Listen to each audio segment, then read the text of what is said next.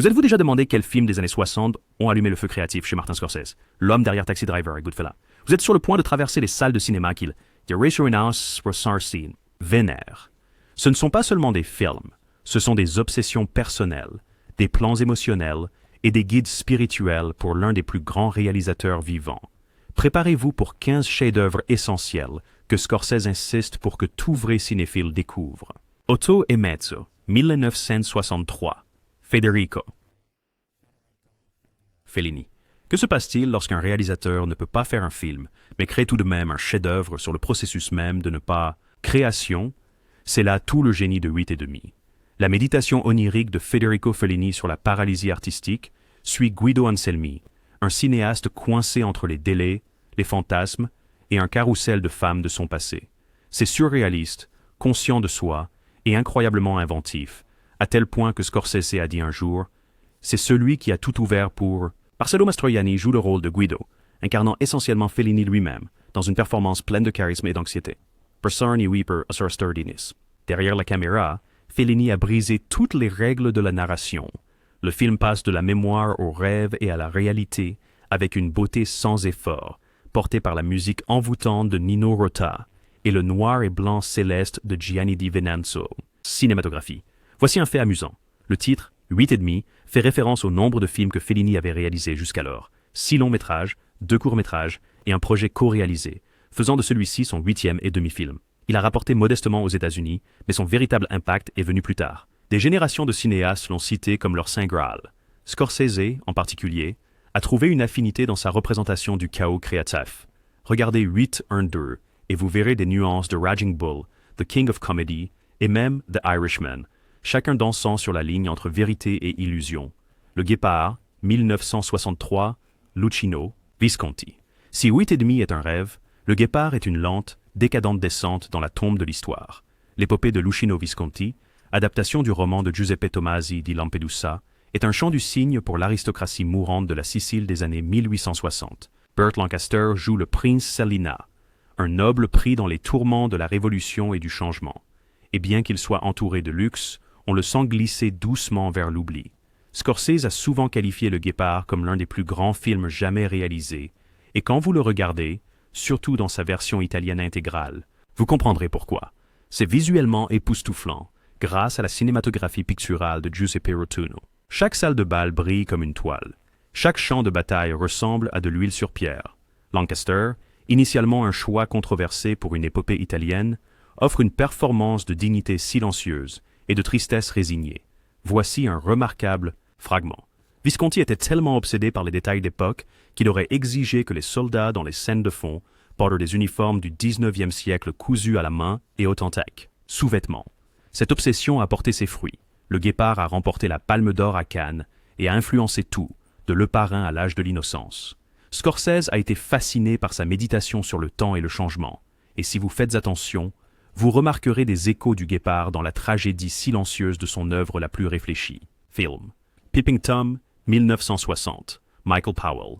Celui-ci a ébranlé la Grande-Bretagne jusqu'à son cœur. Peeping Tom raconte l'histoire de Mark Lewis, un technicien de caméra timide et discret qui se trouve également être un tueur en série, filmant ses victimes dans leurs derniers moments pour capturer la vraie peur. Lors de sa première, les critiques ne se sont pas contentés de ne pas l'aimer, ils l'ont attaqué.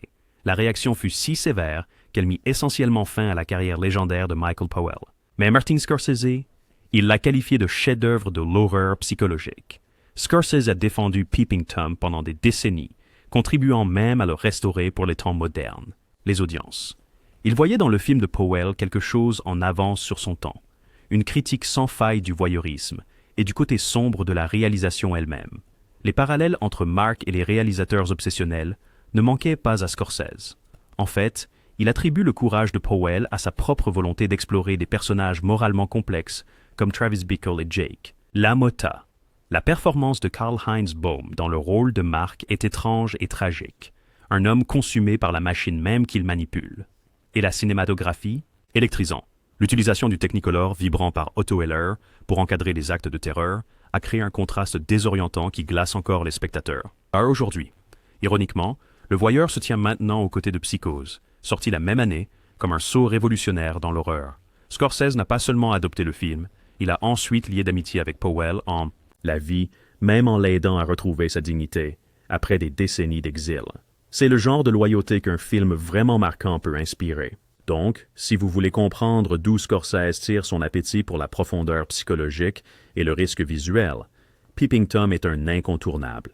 Repère. L'Aventura, 1960, Michelangelo Antonioni. Préparez-vous à être confus de la manière la plus élégante et introspective possible. L'Aventura commence par une disparition, mais ce qui suit est loin d'un mystère traditionnel. Une jeune femme disparaît lors d'une excursion en bateau, mais au lieu de chercher des réponses, ses amis sombrent dans une malaise existentielle, distraits par leur propre désarroi émotionnel. Martin Scorsese appelle l'Aventura un tournant, et il est facile de comprendre pourquoi. Antonioni a rejeté l'intrigue au profit de l'ambiance, du silence et désir. Chaque image vibre de malaise, non pas à cause de ce qui se passe, mais à cause de ce qui ne se passe pas. Le visage de Monica Vitti devient une toile de désespoir réprimée alors qu'elle dérive à travers des paysages aliénants et fragiles. Relations. C'était un cinéma de suggestion, non de déclaration, une révélation pour Scorsese, qui maîtriserait plus tard le même langage de l'ambiguïté émotionnelle dans des films comme Taxi Driver et The Irishman. L'Aventura a été hué à Cannes jusqu'à ce qu'il remporte le prix du jury et commence à influencer toute une génération de cinéastes. Son rythme lent et son détachement délibéré n'étaient pas des défauts, c'était l'invitation d'Antonioni à remettre en question la nature même de l'humain. Connexion. Scorsese a souvent parlé de la manière dont l'Aventura a changé sa façon de penser la narration, de la façon dont l'espace, le silence et l'immobilité pouvaient parler plus fort que le dialogue. Tourné en noir et blanc austère avec une musique minimaliste, le film a transformé les paysages italiens en éléments psychologiques, terrain. Si vous avez déjà regardé un film de Scorsese et senti que le silence entre les personnages était plus lourd que leurs mots, vous devez cela à Antonioni et à ce film. Shadows, 1960, John Cassavetes. Brut, improvisé et incroyablement vivant, Shadows n'était pas juste un film, c'était une révolution. John Cassavetes l'a tourné dans les rues de New York avec des caméras portables, des non-acteurs et le sens du rythme d'un musicien de jazz. Histoire, il suit 3 frères et sœurs afro-américains, naviguant l'identité, la romance et les tensions raciales dans le Manhattan de l'époque beat. C'est brut de décoffrage, et c'est ce que Scorsese aime le plus à propos de cela. Scorsese a un jour appelé Shadows le moment où le cinéma américain a trouvé son âme. Cassavetes était son héros, non seulement pour ce qu'il a filmé, mais pour la manière dont il l'a fait. Il n'y avait pas de décor, pas vraiment de script, juste de l'émotion brute, une vérité humaine, et la conviction que le cinéma pouvait être aussi spontané que la vraie vie. Le résultat est électrique. Ben Carruthers, Hugh Heard et Lélia Goldoni ne jouent pas, ils vivent à l'écran. La production était chaotique. Cassavetes l'a financé avec ses rôles d'acteur et s'est retrouvé à court d'argent plus d'une fois. Le montage final a été réalisé après plusieurs reshoots et l'apport d'amis, mais cet esprit DIY a aidé à lancer le film indépendant américain, Mouvement. Cela a également fourni à Scorsese un modèle pour un cinéma émotionnellement brut. On peut voir les empreintes de Shadows dans Mean Streets et Who's That Knocking at My Porte. Du travail à la caméra à main levée, au dialogue spontané et à la narration profondément personnelle, Cassavetes a donné aux jeunes réalisateurs comme Scorsese la permission de ressentir une scène. Shadows n'était pas seulement un film, c'était une déclaration que l'art n'a pas besoin de polissage, il a besoin d'honnêteté. Le mépris comptant 1963, Jean-Luc. Godard. Le mépris de Jean-Luc Godard n'est pas seulement un film sur le cinéma, c'est un film sur tout ce qui peut mal tourner dans le cinéma. Des mariages qui s'effritent aux égos qui s'affrontent, ce drame acerbe se déroule sur un plateau de tournage, mais se déploie comme une tragédie au ralenti. Scorsese en a parlé comme d'une influence profonde, en particulier en raison de son rythme hypnotique et de son audace visuelle. Long. Brigitte Bardot et Michel Piccoli jouent un couple qui tombe silencieusement, se quitte. Alors qu'elle dérive de l'affection vers la froideur, il perd le contrôle sur elle, sur le film qu'il réécrit et sur lui-même. Le casting comprend également le légendaire réalisateur Fritz Lang, jouant son propre rôle. C'est exact, Lang, le parrain de l'expressionnisme allemand, est intégré dans cette métanarration post-moderne. C'est Godard à son plus introspectif. La palette de couleurs seule suffit à stupéfier. Godard et le directeur de la photographie Raoul Coutard baignent le film dans des couleurs primaires audacieuses, rouge, bleu, jaune, transformant chaque image en un visuel. Déclaration. Les longs plans emblématiques, en particulier le panoramique lent de Bardot allongé nu sur un lit pendant que son amant décrit chaque centimètre de son corps. sont audacieux et provoquants. Scorsese a admiré le mépris pour son courage et son modernisme. Sa musique par Georges Delerue, réutilisée des décennies plus tard dans des films comme The Hours, évoque une mélancolie poignante, et ses scènes, centrées sur le dialogue, philosophique, circulaire, refusent de donner des réponses faciles. Pour Scorsese, ce n'était pas juste un film de rupture, c'était un essai cinématographique sur l'amour, la perte et les compromis qui tuent. Art.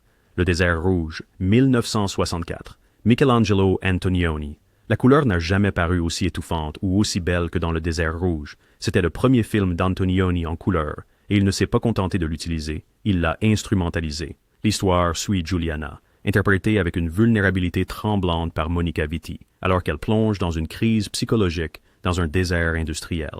Les usines se dressent, les machines sifflent, et la modernité semble écraser l'âme humaine sous son poids. Scorsese a souvent cité Le désert rouge comme une expérience hypnotique, qui transcende le récit traditionnel. Giuliana n'est pas seulement déprimée, elle est déconnectée de sa monde. Antonioni peint son environnement avec des teintes étranges, vert empoisonné, rouge terne, gris taché de fumée. Il a même repeint des paysages et des bâtiments pour correspondre à sa palette psychologique. Le résultat est un monde qui semble vidé de sa vie, même s'il est traversé par une activité mécanique. La performance de Vitti est le cœur émotionnel.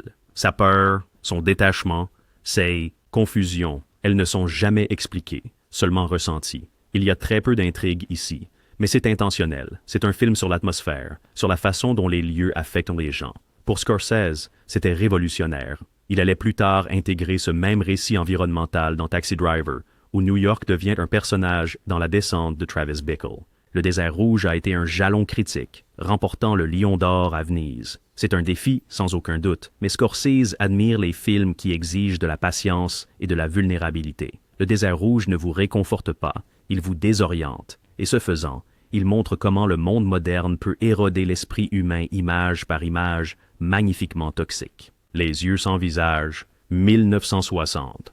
Georges Franju. Imaginez Frankenstein comme un rêve fiévreux poétique enveloppé de gaz et dégoulinant de terreur. C'est Les yeux sans visage, un film d'horreur français si envoûtant, si délicat, qu'il a laissé Scorsese envoûté. L'intrigue est gothique à sa racine. Un médecin fou kidnappe de jeunes femmes dans l'espoir de restaurer le visage défiguré de sa fille, mais Franju la transforme en quelque chose de tragique et lyrique, presque tendre. Pierre Brasseur joue le chirurgien obsédé, tandis qu'Edith Scobb, en fille masquée, se déplace comme un fantôme à travers le film. Son masque blanc et sans expression est devenu iconique, inspirant plus tard des visuels dans des films allant de Halloween à La peau que j'habite. Ce que Scorsese appréciait, c'était la façon dont Franju mêlait horreur et élégance. Il y a une grâce glaçante dans la manière dont le film se déroule, comme un ballet à la lisière de la folie. Tourné en noir et blanc austère, le film mêle une précision clinique à un surréalisme onirique. Et n'oublions pas la scène chirurgicale infâme, implacable, graphique, mais d'une certaine manière toujours poétique. Le public français était horrifié. Les critiques anglais étaient scandalisés. Mais Scorsese a vu au-delà de la controverse pour en percevoir le message plus profond, les dangers de l'obsession, la fragilité de la beauté et le chagrin qui ne guérit jamais. Les yeux sans visage n'étaient pas un succès à son époque, mais son influence a discrètement agrandi. Scorsese ferait écho à ces thèmes dans The Aviator et Shutter Island, des histoires où la science et la folie brouillaient. C'est un film qui reste longtemps après le générique, non pas à cause de ce qu'il montre, mais à cause de ce qu'il vous fait ressentir. L'horreur élégante à son plus. Inoubliable. The Hustler, 1961. Robert Rossen. Peu de films ont capturé la dureté et le glamour comme The Hustler l'a fait. Ce n'est pas juste une question de billard, c'est une question de fierté, de talent et d'autodestruction. Paul Newman joue Fast Eddie Felson, un as du billard dont la confiance est à la fois sa force et sa perte. Martin Scorsese le considère comme l'une des plus grandes études de caractère américaine jamais réalisées pour le cinéma, et il est facile de voir pourquoi. Newman est magnétique, mais c'est la vulnérabilité émotionnelle en dessous qui vous attire. Alors qu'Eddie tourbillonne à travers les salles de billard enfumées et les relations toxiques, il entre en collision avec deux tout aussi inoubliables, les personnages. La fragile Sarah de Piper Laurie et le manager impitoyable de George C. Scott, Bear. La tension émotionnelle du film brûle aussi fort que ses coups de queue. Le directeur de la photographie, Eugen Shuftan, a tourné l'arnaqueur en noir et blanc ombragé, baignant chaque scène dans un contraste sombre. Le claquement des boules, l'écho de la défaite, chaque Le détail ressemble à un battement de cœur. La production a même consulté de véritables légendes du billard pour chorégraphier les parties. En fait, Newman s'est entraîné sans relâche, devenant si bon qu'il a ensuite interprété un Eddie plus expérimenté dans le propre film de Scorsese, La couleur de l'argent, 25 ans plus tard. C'est exact. Scorsese n'a pas seulement admiré The Hustler, il a créé une suite, revisitant Eddie comme un homme brisé en quête de rédemption. Pour lui, The Hustler était le rare film hollywoodien qui mariait l'art avec l'émotion brute, le réalisme avec la poésie cinématographique. Il a remporté 2 Oscars et reste une pierre angulaire du drame axé sur les personnages. Si vous voulez savoir ce qui a inspiré l'amour de Scorsese pour les héros imparfaits, The Hustler est votre premier arrêt. Le procès, 1962. Orson Welles. Vertigineux, surréaliste et cauchemardesque. Le procès d'Orson Welles est une descente dans l'enfer bureaucratique que Martin Scorsese a souvent qualifié de film d'une invention énorme. Adapté du roman de Franz Kafka, il suit Joseph K., interprété par Anthony Perkins, un homme arrêté sans savoir pourquoi, et entraîné dans un réseau de systèmes oppressifs et de justice déformée. Welles a réalisé le film en Europe en utilisant des gares abandonnées et des corridors sans fin pour créer un monde à la fois vaste et étouffant. Scorsese a admiré l'audace visuelle pure. Les couloirs s'étirent à l'infini. Les portes se dressent comme des sentinelles et les ombres traversent chaque image. Le directeur de la photographie Edmund Richard a capturé un état de crainte constant, utilisant de grands angles et une profondeur de champ pour piéger Joseph dans son environnement. Perkins, à peine quelques années après Psychose, offre une performance troublante de paranoïa nerveuse. Welles apparaît également en tant qu'avocat, un personnage qui semble tout savoir et rien n'a une fois. La production était chaotique, le scénario souvent révisé et le budget serré. Pourtant, ce qui en est ressorti est un paysage de rêves audacieux et fragmenté qui a influencé tout le monde. De Terry Gilliam aux frères Coen, Scorsese a été particulièrement impressionné par le film's ambiance, un mélange de menaces et d'absurdité qui reflétait ses propres vues sur l'autorité et la justice.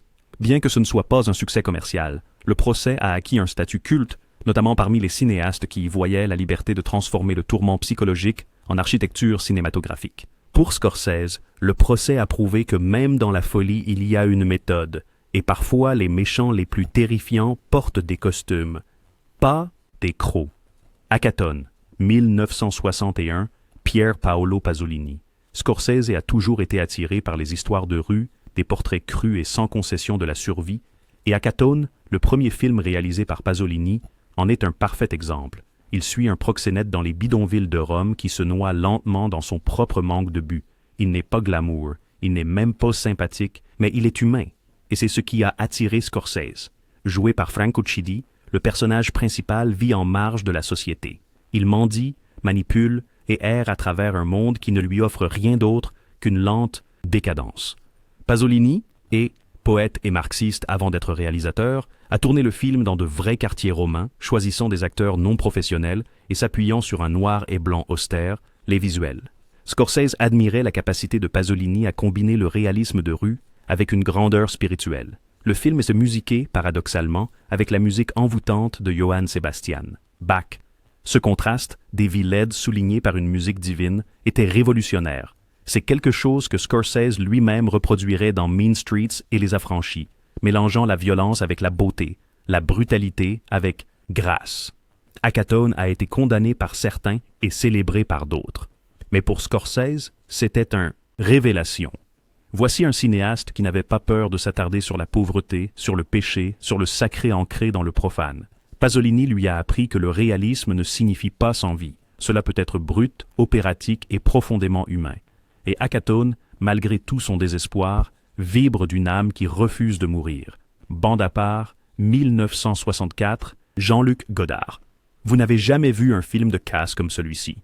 Dans Bande à part, Godard a réécrit les règles du genre avec un clin d'œil, un haussement d'épaule et une décharge de jazz. L'intrigue est trompeusement simple. 2 jeunes hommes et une fille timide planifient un vol. Mais ce qui se déploie est une lettre d'amour ludique, tragique et totalement hypnotique à la jeunesse, au crime et au cinéma lui-même. Scorsese a souvent exprimé son admiration pour Godard, en particulier pour ce film. Il y a quelque chose d'électrique dans sa spontanéité. 1 minute, il planifie un braquage, la suivante, il danse dans un café lors de la désormais emblématique scène de danse Madison, à laquelle Quentin Tarantino a rendu hommage dans Pulp Fiction. Godard ne jouait pas seulement avec le récit, il l'ouvrait, révélant sa structure. Anna Karina, rayonnante et énigmatique, mène le trio avec une performance à la fois spontanée et éternelle. La cinématographie, dirigée par Raoul Coutard, semble presque improvisée, poursuivant les personnages à travers les ruelles et dans les wagons de métro. Il y a un sentiment palpable de liberté dans chaque cadre. Scorsese a embrassé cette liberté dans ses propres premiers films. Mean Streets en particulier doit beaucoup à Bande à part, avec son énergie de caméra à la main et ses personnages pris entre l'insouciance et le désespoir. Le film a fait un flop lors de sa sortie initiale, mais il a trouvé une nouvelle vie des décennies plus tard, accueilli par des réalisateurs qui ont compris son génie subversif. Il regarde Bande à part non pas pour l'intrigue, mais pour le sensation. C'est à propos de personnes errant dans un monde qu'elles ne comprennent pas, quelque chose que Scorsese a toujours capturé avec une clarté déchirante. C'est jeune, tragique et rebelle. En bref, essentiel. L'Évangile, selon saint Matthieu, 1964, Pier Paolo Pasolini. Oubliez ce que vous pensez savoir sur les épopées religieuses. L'Évangile de Pasolini. Selon saint Matthieu, Matthieu dépouille la grandeur des films bibliques d'Hollywood et offre quelque chose de brut, révérencieux et révolutionnaire. Scorsese, un étudiant à vie de la théologie et de la narration visuelle, considère que c'est l'un des films religieux les plus puissants jamais réalisés, et cela a profondément influencé le sien, La dernière tentation du Christ. Pasolini, un marxiste dévoué et athée, a abordé le Christ non pas comme une divinité, mais comme un radical. Le résultat est un Christ qui est féroce, en colère, défiant et profondément humain. Enrique Irazoki, un étudiant espagnol sans expérience d'acteur, interprète Jésus avec une intensité perçante. Tourné avec des acteurs non professionnels dans les paysages brûlés par le soleil du sud de l'Italie, le film fait écho au néo-réalisme tout en évoquant la transcendance spirituelle. Scorsese a été particulièrement impressionné par l'utilisation de la musique par Pasolini, Bach, Mozart, chants africains et chansons folkloriques, le tout superposé à des images granulées en noir et blanc pour créer une expérience qui semble à la fois ancienne et éternelle. Il n'y a pas de polissage de studio ici. Au lieu de cela, nous voyons des robes poussiéreuses, des pieds fissurés et des yeux perçants proclamant la vérité au pouvoir. Malgré, ou peut-être à cause de, sa vision radicale, le film a été accueilli tant par le Vatican que par les critiques du monde entier. Scorsese y a vu la possibilité du cinéma comme art sacré, pas seulement comme spectacle. Pour lui, ce n'était pas une question de foi dans la doctrine, mais de foi dans la vérité. Si vous êtes touché par les batailles morales dans Silence ou l'agonie dans La dernière tentation, sachez ceci. Pasolini a emprunté ce chemin en premier et l'Évangile, selon saint Matthieu, reste l'un des portraits les plus intimes du divin jamais réalisé en film. Visage, 1968, John Cassavetes. Voici un autre coup de poing de Cassavetes, cette fois-ci examinant l'implosion silencieuse d'un mariage. Visage est un film construit à partir de regards, d'arguments, de silence et effondrement. C'est à propos du fossé entre des personnes qui s'aimaient autrefois et comment ce fossé engloutit tout. Scorsese a dit que Cassavetes lui avait appris à écouter les personnages. Face n'a pas une structure traditionnelle. Au lieu de cela, il vous plonge dans un tourbillon de confessions nocturnes, de rires gênés et de brute vulnérabilité. John Marley et Lynn Carlin jouent un couple d'âge moyen qui s'effondre en temps réel, leur visage marqué par l'épuisement et la déception. Tourné en 16 mm, en noir et blanc granuleux, le film ressemble plus à un documentaire qu'à un drame. La caméra s'attarde presque inconfortablement, tandis que les conversations se dénouent. Il n'y a pas d'échappatoire dans l'intrigue, seulement la confrontation, l'intimité et la lente érosion du lien. Seymour Cassel, dans un rôle révélateur, ajoute une touche de charme imprudent et de vulnérabilité qui complique tout davantage. Scorsese admirait le refus de Cassavetes de détourner le regard. Ce n'étaient pas des personnages, c'étaient les gens exposés dans toute leur complexité. Cette sensibilité imprègne à n'est plus ici. Raging Bull et The Irishman. Chaque silence douloureux et explosion émotionnelle doit quelque chose au courage de Cassavetes. Face a été nommé pour 3 Academy Awards et est devenu un jalon du cinéma indépendant américain. Mais plus que cela, c'est un miroir. Tu le regardes et tu le vois, imparfait, essayant, brisant, aimant. Et pour Scorsese, c'est ça le cinéma. Il sort Passo, 1962, Dino Risi. Nous terminons par une promenade apparemment légère à travers l'Italie ensoleillée, une balade qui prend une tournure brusque, inoubliable, tournée. Il sort Passo commence comme un road movie insouciant. 2 inconnus, un playboy extraverti et un étudiant timide s'associent pour un trajet spontané à travers Rome. Mais au fur et à mesure que leur voyage se déroule, les rires cèdent la place à quelque chose de plus profond, plus sombre et complètement poignante. Scorsese adore ce film pour son éclat total. Il danse entre la comédie et la tragédie sans prévenir. Et la fin frappe comme un accident de voiture, littéralement et émotionnellement. Vittorio Gassman, dans le rôle du charmant mais vide Bruno, offre une performance d'un danger magnétique. Jean-Louis Trintignant, dans le rôle de Roberto Réservé, devient l'âme du film, se dévoilant lentement sous l'influence chaotique de Bruno. La caméra de Risi capture l'identité changeante de l'Italie d'après-guerre, moderne mais moralement à la dérive, glamour mais instable. Ce qui commence comme une plaisanterie devient un commentaire sérieux sur la masculinité, la classe sociale et le gâchis, tant. Scorsese a souvent cité Il Sorpasso comme une influence majeure sur les affranchis, notamment par la façon dont il vous séduit avec charme avant de révéler le coup. Le film a été un succès en Italie, mais a pris des années pour être reconnu mondialement. Son héritage est maintenant immense. Tarantino, Soderbergh et Scorsese le considèrent tous comme essentiel. Que fin, abrupt, brutal et silencieux résonne dans des films comme Casino et Le Parti. Vous ne le voyez pas venir, mais une fois que ça frappe, ça reste avec vous. Voilà 15 films inoubliables des années 60 qui ont contribué à façonner l'un des plus grands réalisateurs de tous les temps. Ce ne sont pas seulement les favoris de Martin Scorsese, ce sont les plans de son génie et peut-être du vôtre aussi. Si même un de ces joyaux s'est retrouvé sur votre liste de visionnage aujourd'hui, alors ce voyage en valait la peine. Ne vous arrêtez pas ici, le coffre d'or du cinéma ne fait que commencer à ouvrir. Appuyez sur le bouton « S'abonner » pour des plongées approfondies dans les classiques oubliés et les favoris des cinéastes. Activez la cloche pour ne jamais manquer un véritable digne. Histoire. Et dites-nous dans les commentaires lequel vous a époustouflé et lequel vous prévoyez de regarder ensuite.